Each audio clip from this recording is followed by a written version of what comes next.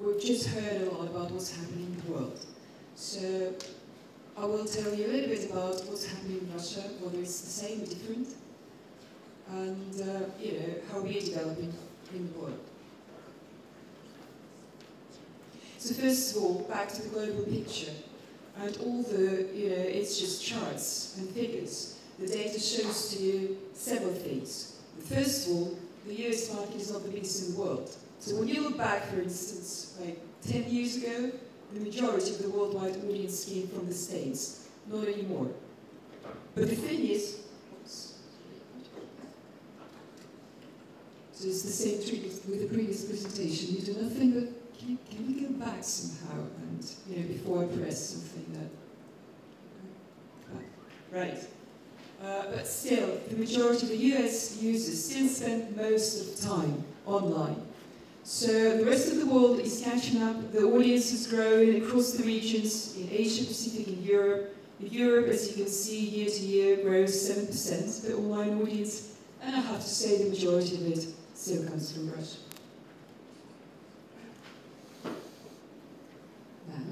Right. Now, online population of Europe and Russia. So when you look at this chart, you see that Russia is the biggest online market in Europe, which is not surprised, was the same a year ago. But also, look at it, it's not like the Russia is big. I mean, everyone has known it for ages, that Russia is big and Russia has many people. But also, with particular, I think, with the internet, you have to realize that Russia is a part of the globe and Russia is a part of Europe. So when you think of Russia as being just big, it's not enough. You just think that it's actually 15% of Europe. It's part of Europe. And 15% of European population. Now, when you look at engagement, so it's not only the size, but the engagement that matters as well.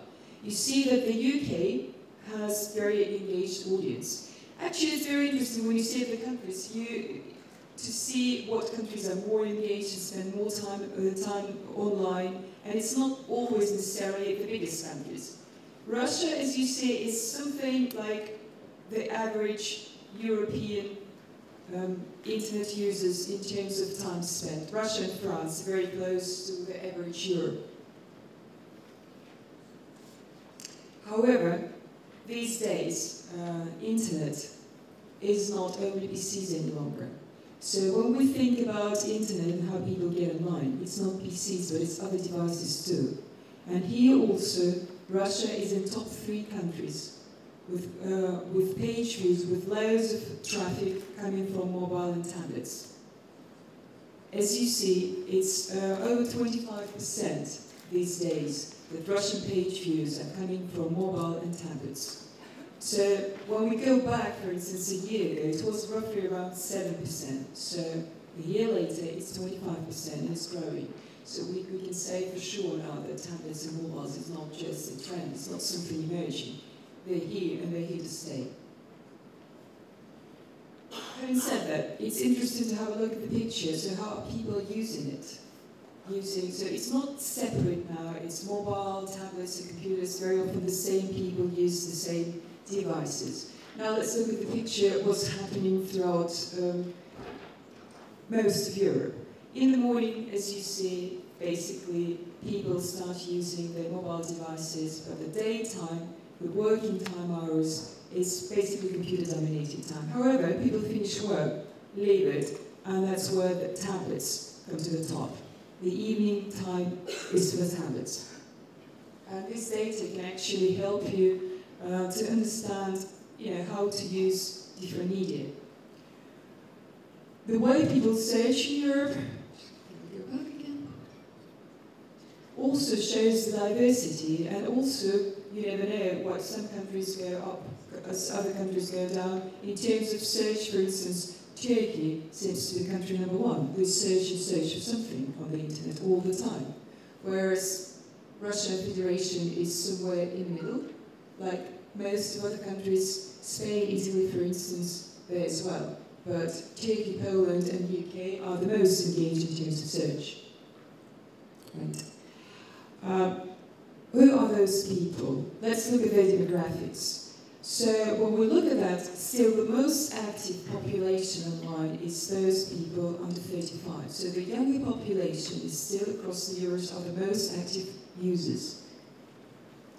However, it's interesting to have a look at the demographics and compare the European audience overall, the people online, with Russia, and we see that whereas in Europe, all the ages are split, mostly evenly. You see that there is a lot of people already over 45 also going online. Russia is still a little bit younger. In Russia, the audience generally is still bigger.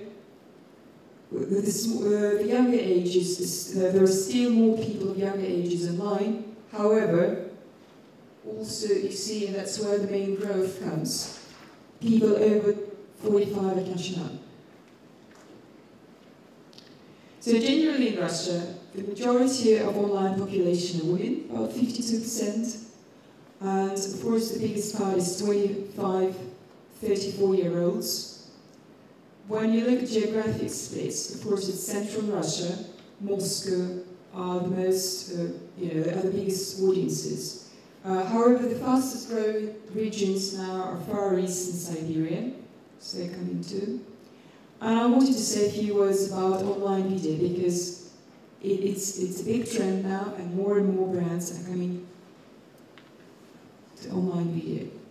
So first of all, if you have a look at those two charts, you see that the Russian internet is growing quite fast. Still, it's 40% plus last year, but online video is growing even faster. Online video audience. Right. So here's the chart that shows that already by the end of the last year, we have 56 million people watching video. So basically, if we take the online audience, it's 61 million, and 56 million out of 61 watch video online. It's not only the size of the audience, but engagement is growing really, really fast. You see, year to year, the numbers, they go up. People watch more and more videos becoming longer. Yes, the video format is also getting longer, so people go from very short formats now to high quality video. So who are those people? And again, more than half of those people are women. However, they consume only 44% of all videos in Russia at this moment in time. So young audience and male audience remains the most engaged video viewers.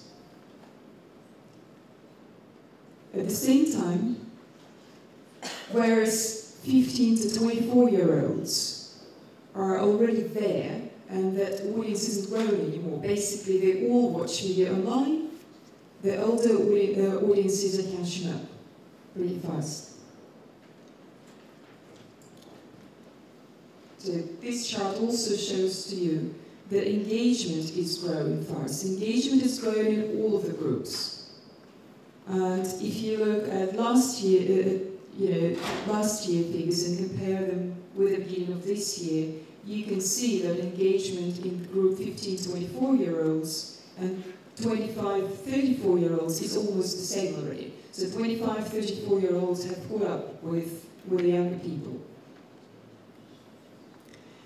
And at the end, I also wanted to show you a few charts comparing Russia and European, not only audience, but landscape. So we have to understand that although Facebook has won the whole world, it's not the case in Russia. And, whereas 2-3 years ago, everyone predicted that Facebook will kill our local networks, it hasn't happened. And if we look overall in Europe, top 5 social networks in Russia are Russian, and also in top 5 social networks in Europe, we can see 2 networks from Russia. So VK and Advertising are the biggest networks in Russia, and they're doing pretty well in Europe, actually. And here, at the end, I also want to show you the top 20 Russian properties for January this year. And also, if you look at very similar figures for other countries in the world, particularly in Europe, you will notice that unlike other countries in Europe, Russian internet is basically dominated by Russian companies. So even if you think in terms of the biggest European internet companies, they're all Russian, because the other biggest internet companies in Europe are American, and Yandex, Mail.ru, VK are the biggest European internet companies. So thank you very much.